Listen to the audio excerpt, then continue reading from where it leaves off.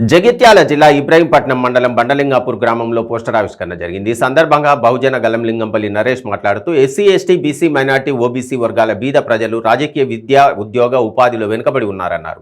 కావున సబ్బండ ప్రజల చైతన్య యాత్ర ప్రారంభించి ప్రజల్లో చైతన్యం పెంపొందించాలనే సదుద్దేశంతోనే ఈ యాత్ర ప్రారంభించడం జరిగిందన్నారు.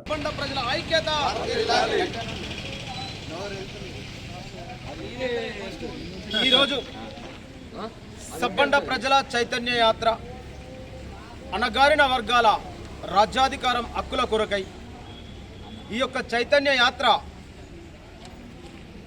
15/5/2023 రోజున ఈ యొక్క బండాలింగాపూర్ సంస్థానం నుంచి ఈ బండాలింగాపూర్ గ్రామం నుంచి కొరుట్ల నియోజకవర్గం అన్ని మండలాలను కలుపుకొని బీద బిక్కి పేద ప్రజలందరినీ కూడా జాగృతం చేసే దిశగా ఈ యొక్క చైతన్య యాత్ర కొనసాగుతుంది.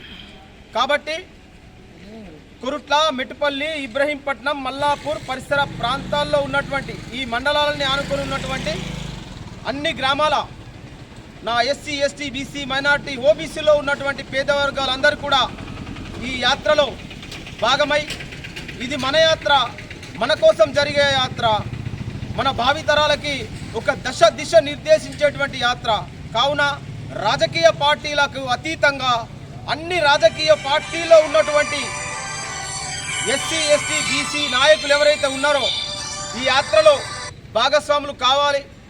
ఎందుకు అనంటే ఏ రాజకీయ పార్టీలో ఉన్న మెజారిటీ ప్రజలకు మాత్రం రాజ్యాంగ హక్కులు మాత్రం అందడం లేదు.